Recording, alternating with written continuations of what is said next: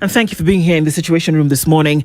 We will wait for Mathare MP Wamombi and see what time he'll get here. But in the meantime, you know what? Yep. It doesn't wait for any man, this thing called time. And we're going to go into this story that has gripped a family since Saturday. But then now, you know what? If it doesn't grip the nation, then we really do have a problem. His name is Erick Otieno. If you tuned into the Situation Room through this morning, thank you for being here. Our live streams are up on Facebook, YouTube, and on X, and also our audience on KTN this morning, Karibuni Sana. His name is Erick Otieno, and I'll say it again. His name is Erick Otieno, and let's look at this in detail. It is 19 now, and he just turned 19 actually, and was plying his trade as a border rider, and apparently he committed a traffic offense, which in normal operations would have been a case whereby had he needed to pay a fine, he needed to present himself in court, whatever the case may be. That's how it would have happened normally. But you know what? He's dead, and that is not normal. Families are demanding answers after the police officers beat kin to death. Postmortem finds Erick Otieno suffered fatal internal injuries consistent with blunt force trauma to the abdomen. And I want to stop on that note, because the reason why you do a postmortem is that the body after death still tells a story, and that it will tell you what happened. And when you look at something like blunt force trauma, it is not by speaking to someone that blunt force trauma occurs. It is by taking an object to, or taking your fists or feet to, in a forceful manner that causes this trauma, which then in turn causes injury. Follow me so far? Yep. So it's not that they spoke to him and then he got these injuries. It's not like they put him in a cell and then there was some kind of osmosis of injury that happened. That a postmortem tells a story of what the body is speaking, and it will tell you that this is the kind of injury that caused this damage in the body that led to death. Okay? Now, death reignites scrutiny of alleged police brutality. Kenyans are once again mourning the death of another young man, Erick Otieno, beaten by police and left for dead. Otieno, a 19-year-old border rider, was allegedly arrested by police and booked on Saturday at the Muthaiga police station. Otieno, a resident of nearby Mathare area, was arrested on Saturday in the afternoon on Thika Road by officers from Muthaiga station, where he was detained. That much we know. Yeah. The family told the Standard they were called to pick him up on Sunday when he was already too frail. He, however, died on Monday morning at the Mama Margaret Uhuru Hospital, where he was rushed for treatment. They claimed that at the station, Otieno was subjected to beating that left him unable to stand, complaining of severe pain on his abdomen. His death reignites the safety of suspects in police custody after a postmortem revealed linked his death to beatings. A postmortem that was conducted at the Mama Margaret Uhuru Hospital yesterday by government pathologist Bernard Medea showed that Otieno died of a massive internal hemorrhage in the abdomen due to injury to organs. This was due to trauma to the abdomen. The spleen was ruptured, and also part of the bowel was also injured, orchestrating internal bleeding. Now, once upon a time, I wanted to be a doctor. You know, when you hit your arm, for example, and then you get a mark on it, what has happened is that your body has realized that there's an there's a threat. And so blood rushes to that area to try and protect the area. Now, can you imagine what would have happened to his abdomen, whereby there was 2 liters of blood there? Because now the blood, which is half of the amount of blood that is circulating through your system anyway, has rushed to the abdomen to try and protect the organs that are there, because that's what it does. The organs that have been injured. So, how bad were those injuries for that amount of blood to have pooled in that area? Okay. Park that for a moment. About 2 liters of blood were found to have leaked into his abdomen. The family says Otieno was arrested from the border stage around KCA University, where he operates from. Around that area, police officers usually wait for riders making wrong turns. This is where he was arrested, according to his brother Emmanuel Otieno. At the same spot, it is alleged that officers usually collect bribes from riders found making wrong turns, and it is suspected that the deceased did not oblige. The brother added he was escorted to the station. He was? Escorted. He was walking. To the station. He was walking. He was alive. That evening, he called begging us to raise 10,000 shillings, saying he was in pain after being assaulted in the station. Remember who also made a phone call when he was arrested and he was not quite sure what was going to happen to him? Albert Ojwang. His younger brother Arnold Otieno said when he visited him at the station late in the evening, officers at first were hesitant to allow him to see his brother. That time, he was unable to stand. He crawled to the wall where we spoke briefly. He was saying the officers had assaulted him using clubs and he was in severe pain. Arnold said, while I was still at the station, I heard one of the female officers asking a colleague to secure a car to take my brother to hospital, claiming he was unwell. We suspect they wanted to rush him to hospital as part of a cover-up. On Sunday evening, they went back to the station to pay the 10,000 shillings cash bail and secure his release, hoping to rush him for treatment. His sister, Immaculate Otieno, who by the time this was happening yesterday, the poor thing had lost her voice. Yeah. It was around 11 p.m. when we left the station for hospital, where Otieno was pronounced dead on arrival. The family says no one has told them why Otieno was arrested or who assaulted him. We have not been told what happened or why he was arrested. We are appealing to the National Police Service and even Interior Cabinet Secretary to intervene and form an inquiry into the matter. However, officers at Muthaiga claim Otieno was booked for preparation to commit a felony. He was booked for preparation. Ama, it's me who can't read. Yes. So, question. Can I read? Preparation. Preparation. Preparation. That his statement preparation indicates that Otieno was under investigation for them to say that he was preparing to commit a felony. Can you arrest somebody that is under investigation? What? He is a border rider. So they say that he was going to commit a felony. Yeah. Okay, fine. Yes, you can. All right. Okay. Did he commit a felony? Exactly. So you arrested did you charge him? him? You arrested him for what exactly? All right. What intelligence did you have against him? And why didn't you present him in court? Maybe the lawyers can tell us if you can arrest someone and detain in the manner in which this happened because he was preparing to commit a felony. Did you have evidence? Did you have a charge? Did you have something? Was he under investigation? What had you done prior to this to then signal perhaps this was going to be the case? We're not investigators, but we can figure this out in 3 minutes. Okay. I'm going to continue. So if you're upset, just hold on. On Monday, his family, friends, and fellow border riders protested outside the station seeking answers, but they were not addressed. Nobody bothered. Nobody bothered. The family lawyer, Alvin Atalo, said it is suspected that Otieno was arrested by 5 police officers and they will be seeking to review the CCTV footage outside the station to observe how Otieno arrived and how he was released. Do you understand? Yes. Very important. Wajiro Wajiro, who's an activist and co-founder of the Mathare Social Justice Center, said, "We thought it would end after Albert Ojwang or Julian Jockey. We can't live like this, guys. Something's got to give." Thursday Nimandamano, she said.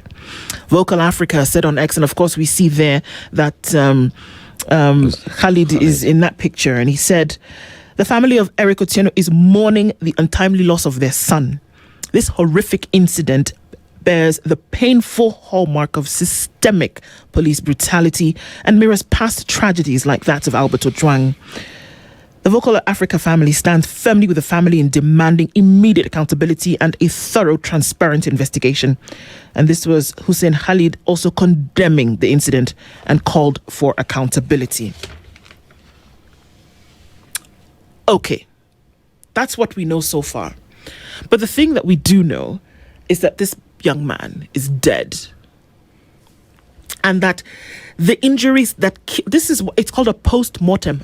Post means after, mortem, death. So that you do it after death and you find out what is the thing that actually caused his death, and you can see this. And that's why I think this lawyer actually, anybody would apply this. How did he walk in? How did he come to the station? If he came to the station in any way different from how he left, then the people inside the station with him are going to have to explain to you and take responsibility for what happened to him, to have him in a state different from how he arrived. I think also there is the fact that, I don't even know how officers think at times, because this man was arrested in a border stage. There are definitely witnesses where this man operates with this, and they will definitely tell how this man was arrested, whether he was walking while they were headed there. But that notwithstanding, this boy died of forced trauma using a blunt object. It is not anything else. It is not sickness. It is forced trauma. He bled internally, 2 liters of blood. One has to explain how that happened. Heads must roll. Kipchumba Murkomen and your boys, IG Kanja, President William Ruto, this can't be allowed to happen in this country. No, not now, not ever in this country. We talk about Albert Ojwang, we talk about Brian, until when? We're here saying how we need to trust that our officers will do the right thing. Convince me today. I've given you a story of, it was which year? I think it was around 2017 there. I was picked up by police officers because allegedly, according to them, I was loitering. I didn't know where I was going. Okay. They slapped me for no reason. Yet I am in handcuffs behind a police Land Cruiser. What else would I do? Where else would I go? Why was that police officer slapping me? We get to the station. They ask me to pay for bail. I pay. The OCS asks, unafanya nini hapa? I explain myself, and the gentleman tells me, go home. Go home. The good officers that are doing amazing jobs, their work is becoming very difficult every new day because of rogue police officers who've been allowed to do their nonsense, and they're being protected by the law, being protected by the authorities there be. Because how do you explain to me that police officers have not learned the reason why Kenyans went to the streets when Albert Ojwang died? How do you explain to me that today, you're talking about Brian, it was this week that he was in court, yet we see another boy is just being killed aimlessly simply because you think you are a police officer, you can wield batons and a gun, and it's okay for you to kill a young boy. Even if atakama alifanya makosa, there's a reason why we have the court.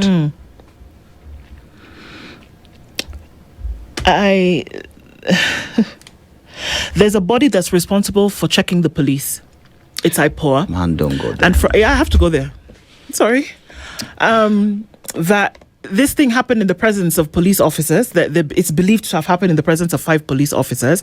I don't know why on Sunday morning we don't have IPOA knocking on somebody's door, picking up somebody and asking them questions about what happened. Do they care? Look, it doesn't matter if you care.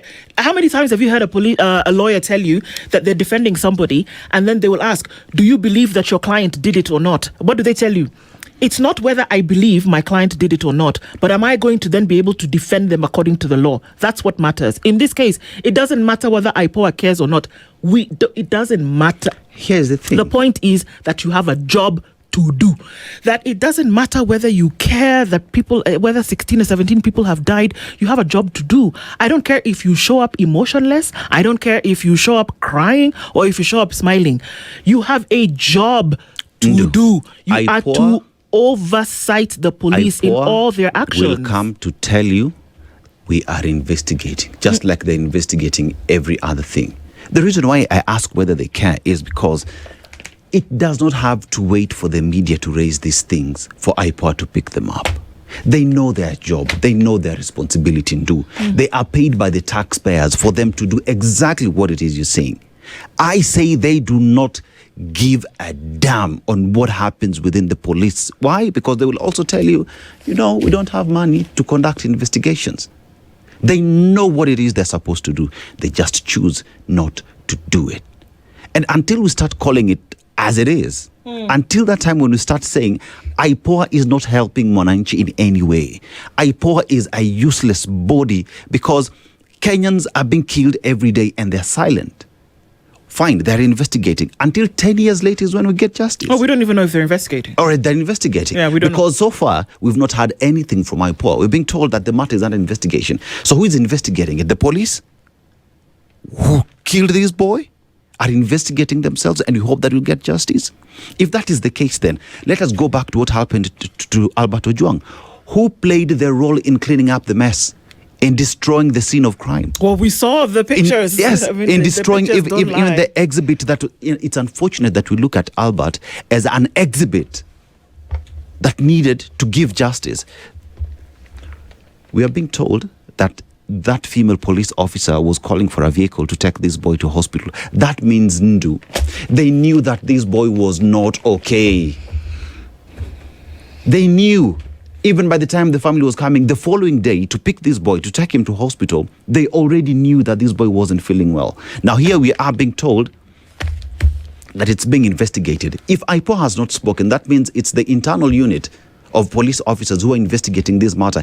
And we hope that the same police officers who played part in destroying evidence, in destroying the scene of crime, are the ones who will tell us that we are going to make sure that all heads are rolling. When you have a cabinet secretary who's telling police officers to shoot and you will represent them in court. When you have a president who's saying, I will shoot them in the leg, our Toto. Which country are we dealing in? Which country are we living in? How do we trust that the police officers will protect me, will protect you? Today, if anything happens to you while you're headed home, where do you go to? God. Yes, now. To pray to God. Where do you go to? Look, and this is the thing, and I'm saying that it is not enough for us to just be angry, and I'm not belittling that emotion at all, but I am saying that the system is what needs to be uprooted. The system must be uprooted. You know how you plant maize and then you harvest your maize and then you scorch the earth in order for you to then plant new maize? That is what needs a new crop. That is what needs to happen. Because I hazard you this, Dennis. Those people who killed this boy right now are sitting. They know what they have done. Don't tell me that they don't. They do. They know exactly what they have done. People are running helter-skelter to try and now cover up, running from pillar to post to now try and cover up what it is that they have done. But let me tell you something. This blood, that's why they say the life is in the blood. Yes. It will cry. That is why Albert Ojwang is crying. Brian Odhiambo's blood is crying. That is why people will sit in and they will... Look, it grinds slow, but it grinds. Surely. And this boy, what did he do? What did he do? What did he do? And that's why I'm going to go back to IPOA. Because you people have been telling us all this time that, yes, we're very serious in our work. One thing. Okay. Maybe we'll bust your bubble. They are not. At all. Why were they not out on Sunday morning? You tell me. I just thought about something. When is the last time you heard police officers are the ones calling the family members to tell them, come and get your person? Yeah. Because this is what we have been told. How did the family members know where he was? Police officers are the ones calling you. So what are they saying? Come and get your skunk and deal with it because he's not feeling well. What does that tell you, Dennis? They know exactly what had happened to him. When when you were arrested, that you're talking to us about, how did the police officers call your people to say Dennis is here with us? No. It is you to find your means to find how. In this case, why did they call him? Why did they call the family? So that they can say, here's your skunk, he's still alive, take him while he's still alive. Yeah. So that we can tell you that whatever happens, he dies with you there, and it has nothing to do with us. Yes. It doesn't work like that. No. It doesn't happen. Imagine the most unfortunate statement that a police officer makes. After this boy threw up his insides, what does that police officer tell this lady? Clean up that mess. Clean your mess na mchukue mtu. In fact, they would tell you, chukue takataka yenu mpeleke huko. Then you want to tell me that I would look at a police officer and say and believe and trust that they will take care of me? The very same people who took this boy, killed him. And even when he's unwell, they don't even have the guts to take this boy to hospital.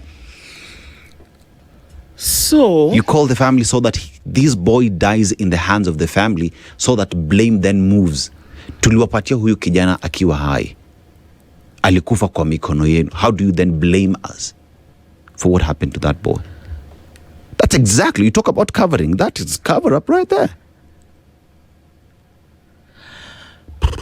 So I believe that this is another death that will not go unanswered. No, it shouldn't. It will not go unanswered. The manner in which this young man has died, and the 5 officers that are already being talked about at this moment, you'll find them. They will be found. They will answer to this. We're going to hear from you in a short while. We're going to talk to you. So I'm seeing, Eric has been saying since yesterday that, a lot of these police officers who are working in these conditions, they're not okay. That there's a psychological imbalance here. And when we say imbalance, I'm not talking about people who are off the rocker. I'm talking about people, maybe if having been forced in a situation whereby they have to work in unpalatable conditions, or that they're continuously taking orders from above, whoever this above is, and that they're forced to be the way that they are, and that they don't want to. I think that when you commit evil to someone else, that you're fully cognizant, you're aware of what you're doing. You know what you do. Whether there is an above and his brother and sister and his wife and children, the above us, you are aware of what it is that you're doing. When you decide to take that Can order, it be an excuse that we keep giving to say that police are also working in terrible conditions? They are what's the word that we like? They are captured, and so then they cannot make decisions on their own. It's a conversation that we're having with you. And yes, we are having this conversation even before the investigations begin. Yes. Because usually people will tell you, just wait, let's find out what has happened, so that you people can do your nonsense in between. Can I blow your bubble? No. We will talk about it. We will say his name, Erick Otieno. We will talk about the fact that they took him when he was walking and they released him when he was basically dead. We will talk about the fact that nobody knows what happened within that police station, but we will also talk about the fact that it's 100% necessary to find out, and that the people who took his life will answer to the very last drop of blood. That is what we are saying. You see, that morning, when those police officers were deployed to go do their job, that police station knows exactly what officers picked up this boy. Bana Dennis, the person who called the family members and told them to come and get their guy, knew exactly what happened. That's why they were calling. These 5 people know exactly what they did to this boy. They know exactly what they did to Erick Otieno. Let me ask you, have you ever heard in this country that police officers called IPOA to report a matter? No, they can't now. It's like you can't, because these are the people who police over you. Exactly. You can't call the principal and say, today I was making noise in class. Yet logic demands that they do. No, it is IPOA. That's what I'm telling you, Dennis. You can't report yourself. That is why you have an IPOA in place. You don't, because it has already been recognized that you will not go and report yourself and say, oh, you know what, today, guess what I did? I beat up a boy in the cell. Now, because they know that human nature dictates you won't do that, that is why a body like this is established. Because now, when something like this happens, you step in and say, okay, boys and girls, what happened here? You don't go report yourself. That's why you have the law and people who now are agents of the law to come and instill certain things. You tell me you've done something wrong, then you go and report yourself. Where? Let me tell you, Ndu.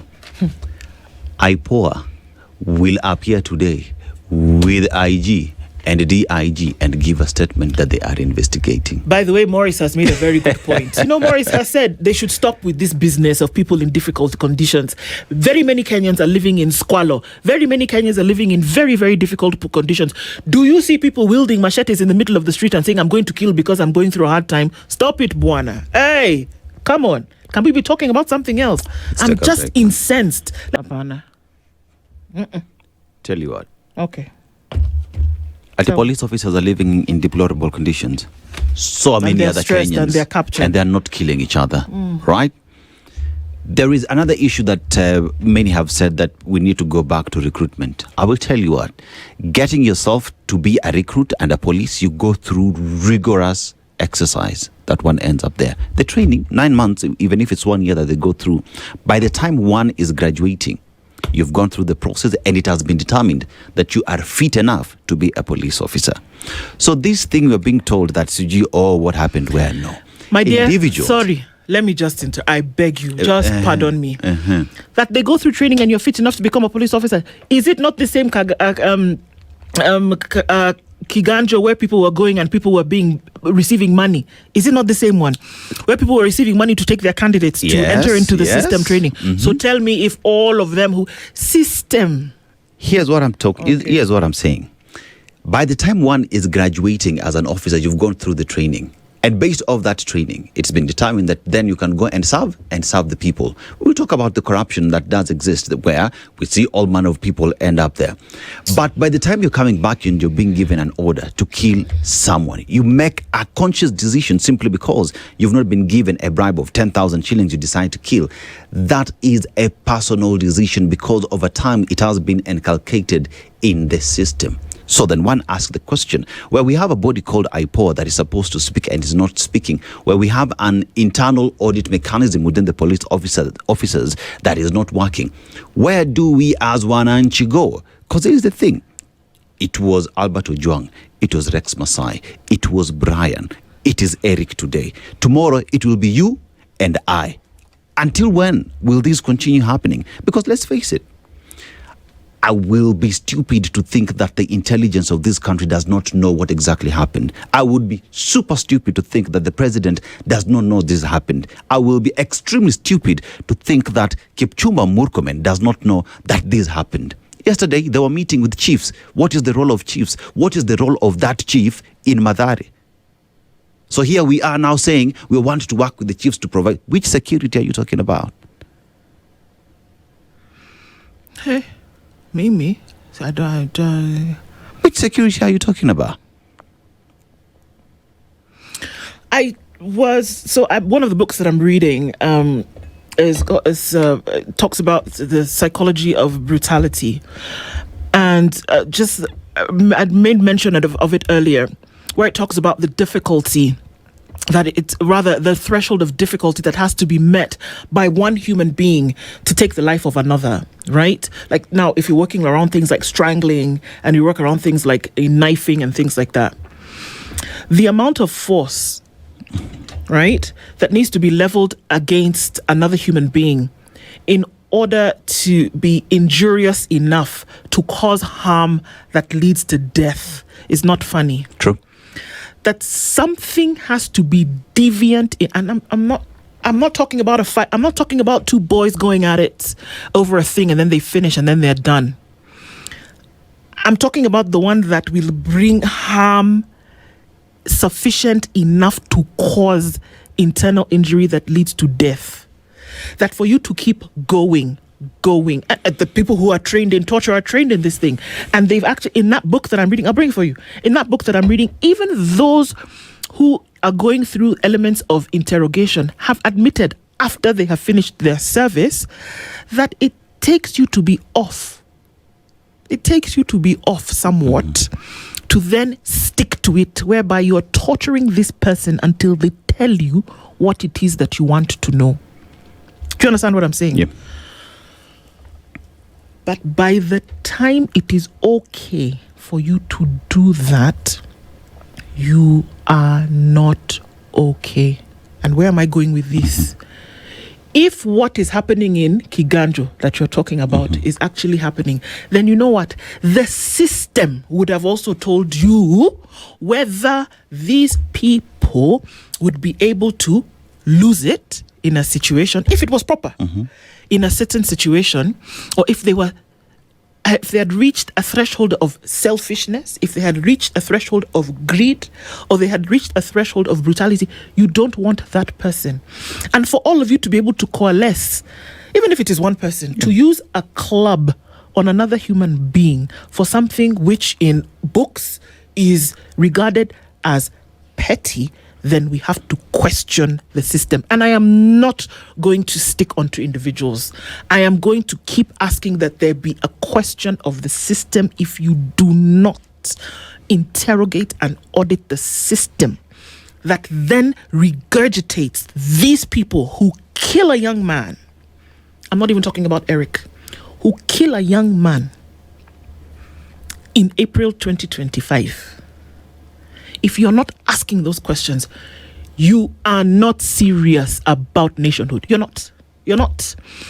And that we sit in that same sepsis and then we allow, because that's what we've done, we have not dealt with it. So if you don't deal with something, you allow the same thing to reoccur. There is a gentleman who sat in the docks and said, oh, had it been war unto me, I would not have done it. Look at it now. Less than a year later, not too far away, by the way, in just another police station, something has happened to somebody else that has allowed the same thing to be repeated if we are not doing an audit and interrogation of the system. Let me not sound like a harbinger of doom, but Erick Otieno is not the last. Mm-hmm. It will happen again. And don't be deceived that the officers who did this, the ones who killed Erick, are sitting somewhere remorseful saying, oh my God, woe is me. Don't be disillusioned. That do. And that it will happen again.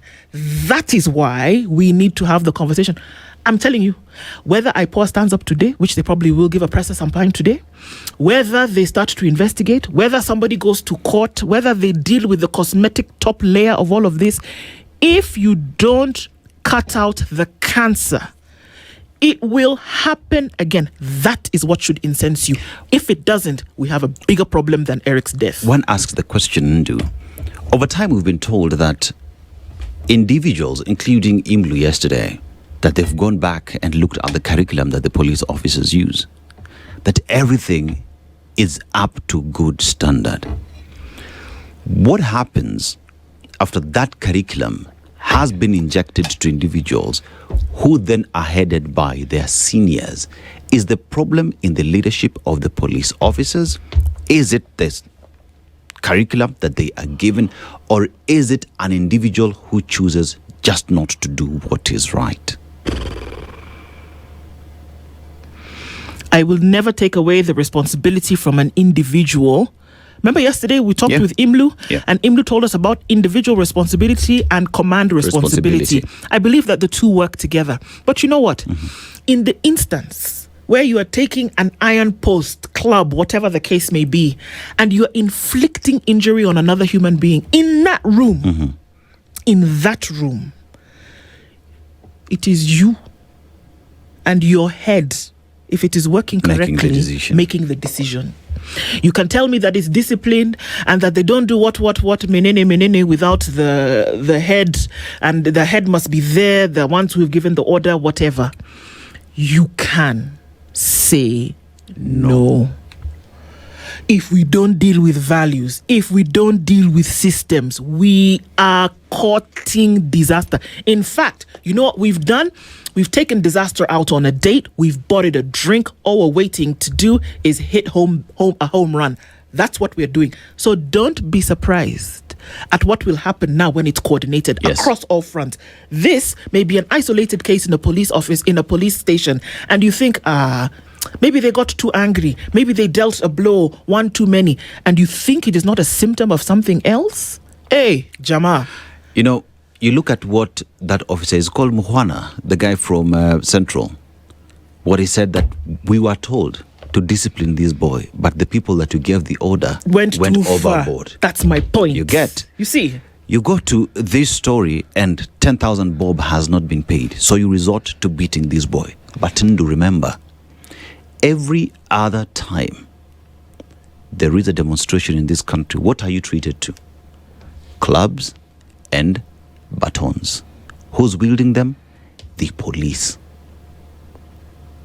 If that is how police officers are trained to deal with individuals, then don't get surprised that that is exactly what they met on individuals whenever they are in custody.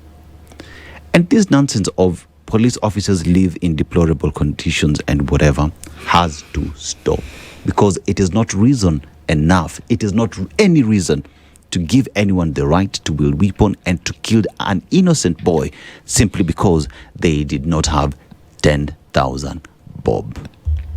Listen to this. And my friend is going to kill me. But anyway, allow me to play devil's advocate. The young chap could have been disciplined by fellow inmates.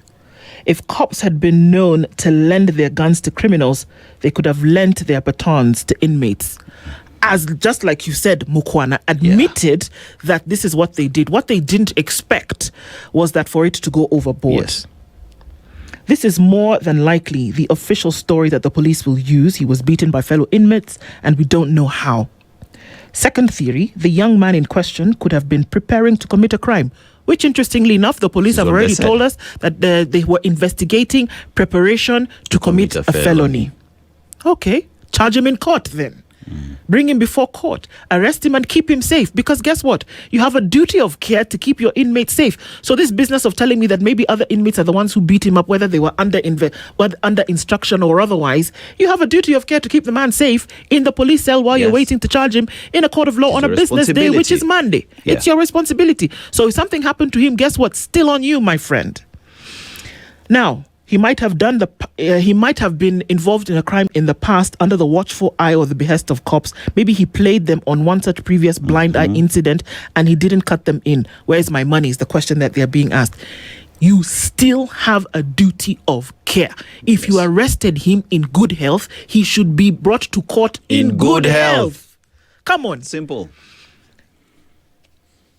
What do you call 1,000 board? Okay, well, I mean, it's now when you look at that, you need to ask yourself serious questions. Yeah. We get to the point whereby this is where the law is sacrosanct, because I don't care what you were investigating him for. Yes. I don't care what it is that he did. The law provides for both instances whereby you need to make sure that this guy is not a criminal. If that's what you're going to go through, that's why you then hold him safely so that you can present him before court, whereby then he can answer any charge that you bring should it hold water. But that he comes in alive and then he leaves dead, boss, because don't tell me that he was left alive and then when they went to hospital, no, I was a walking corpse. Yeah. Based on what you did to him. At the end of the day, whether inmates beat him or whether it was immaculate brutality, we don't know. In your police station, he should have been kept safe. Don't speak whichever language that you want to speak. No.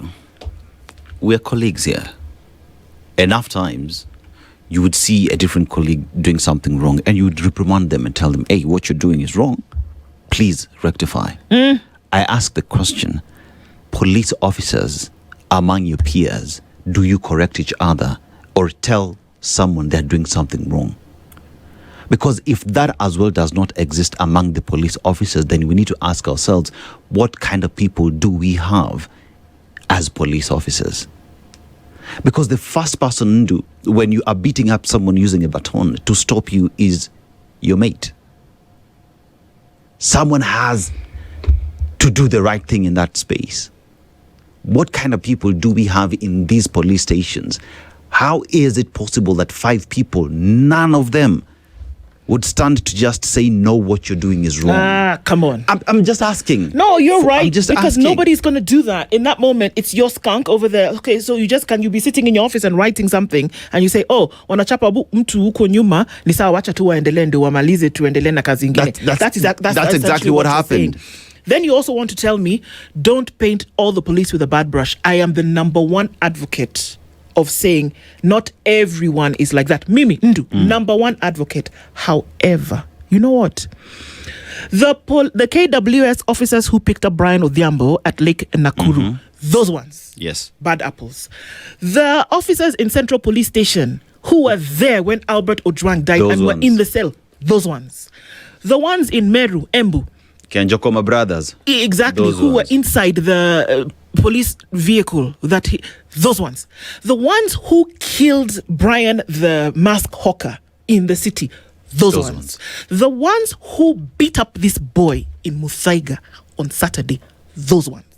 I am not saying the entire thousands of police strong service. I am saying those ones. And I am saying, oh God, I am saying that if you do not deal with those ones, you see how many times I've said those ones? Yeah. If you don't deal with those ones by sorting out the system, you know what you do? You then give people the right, by the way, to tell you that all police they see are bad. Mm-hmm. That's what you do. Yeah. You say that, guess what?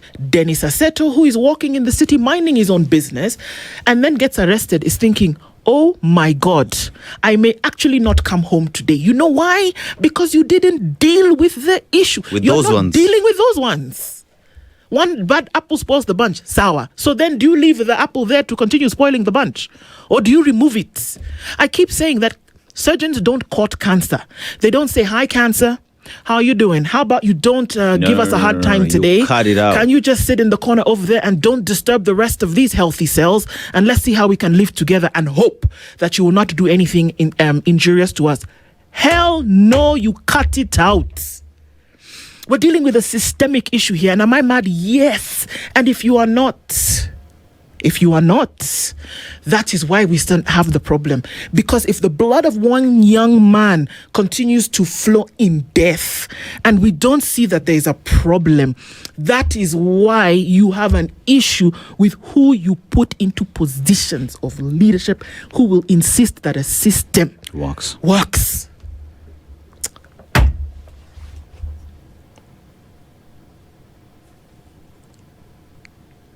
This is not a conversation that just has to take place in a radio station. This has to be the national conversation, because security is so integral on a nation moving forward, whichever you want to look at it. It can't be that when there is a problem, you want to go to a police officer, you can't go to a police station because you don't trust them. Yet when you leave, you find goons on the road ready to pounce on you. Yet when even you are out there trying to make things right, that you're being attacked by the very same police officers. This has to be the national conversation. This has to be the national conversation, because it's too much. It's too much. I get arrested today. Convince me. Because this boy was given a phone call to call the parents. What did he say? I am in pain. Wamenipiga, wameniumiza. Nitafutieni 10K. It is the brother who's narrating that. By the time he is picked up, taken to hospital, is pronounced dead on arrival. It is Erick today. Mm-hmm. Could be you. Mm-hmm. Now ask yourself the question, the people in positions of authority, IPOA, what exactly are you doing to ensure that the police that we have is actually operating within the law? Because remember, for me to be able to enjoy everything, even if it's that 2060, I need to be alive to see that 2060. So then President William Ruto, when you promised to uphold the Constitution and ensure that each and every single person enjoys the rights that they gave to themselves in that Constitution, what is your responsibility? But then again, heck, I gotta ask the question, how do I trust that you as the president, as the commander-in-chief, will do the right thing when you gave an order to shoot in the leg? How do I trust that the cabinet secretary who is in charge of a police unit, who is in charge of security, will take care of me as a setter, will take care of Erick to ensure that he gets justice when you gave an order for police to shoot and you'll represent them? To members of parliament, how do we believe that you will do oversight when one of you made the call to shoot to kill and no one in that house called out that member of parliament? No one sanctioned him. IPOA has not even asked that member of parliament to explain what exactly he meant. Then here we are thinking about Kenya, great country, security, ikongangari, wapi. What do you think, Saizi, runs in the minds of that family whenever they see a police officer. Thank you. And many other people. That is what I'm talking about, Dennis, that the danger of saying, okay, fine, we can understand the danger of having a blanket condemnation. But what do you expect to happen? Yes.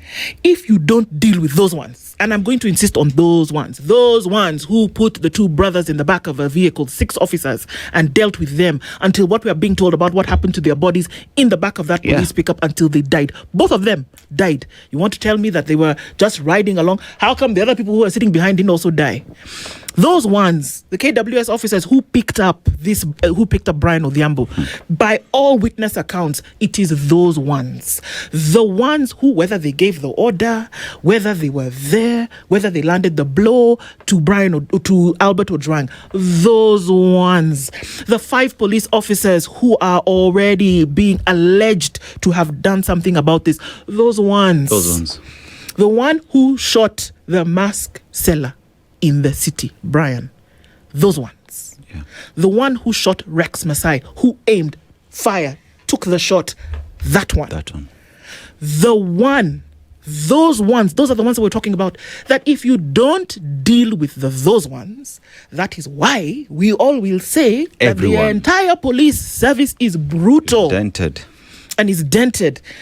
And the reason why you take one person to court or you charge them or you insist that you make a spectacle is to set an example and to establish precedents so that tomorrow the person who wants to imagine that they can take the law into their own hands or that they can meet violence upon someone else and take life in such a despicably arrogant way, then will say, oh, wait a minute, I shouldn't actually do that.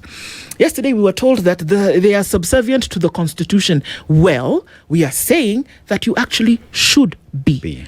And if you are not, there need to be mechanisms to deal with you. This is injury time, folks. This is not funny. At this point, it's either you win or you win. Yeah. You don't have a choice. And it's not just about being angry. It's about opening your mouth. It's about calling their names. It's about saying those ones. And people say, why are you making noise? Yes. We will make noise. Because the blood of a man, blood of a man is too precious for you to gloss over as though you stamped out an ant. Because that is what we are saying. The hundreds of people who die every day, who are disappeared, who we don't even know what happened to them. They've been unalived. Things that have happened to people in the last, I don't know how many years, and we've kept quiet about it. That is why we are where we are. Don't wonder why you can't move forward. Don't wonder why. You keep seeming as if you're moving in circles. When the blood of the innocent is crying, you may think that they don't connect, but they do. If you do not deal with these systemic issues, if you do not raise your voice in dissatisfaction, if you do not talk about these things and make decisions that will ensure that a system in a democratic nation works, guess what? And it's going to hurt you. But there is no difference between you and the person who landed the blow on Erick Otieno. No difference. If you don't want to shout, you don't want to talk about it because you're going to ruffle feathers, you may as well have been in the cell when they were doing this to him and then also have been complicit. That's how serious it is. That's how serious it is. IPOA. There is an opportunity for you guys to do right. Government of Kenya, Cabinet Secretary, you supervise. You have the authority. Do it right. Kenyans are not asking for much, Ndu. Kenyans are asking for things to be done to just right. Even be alive. Just be alive. So now, do you just like I'm saying today? Anybody who gets arrested, the first which thing police station are you taking? First of all, let me know. Alafu tujue kama nitarudi kwangu. Yes. For God's sake, will I have to start calling my mother and father to say whether I'm going to show up alive? Because I'll tell you one thing. I no longer leave my house past 8. Why? Because a precedent was set by rogue police officers. And that is the story of many other Kenyans out here. Why? Because they do not trust the police will do the right thing. Hey. This is the Situation Room, the only way to start your day.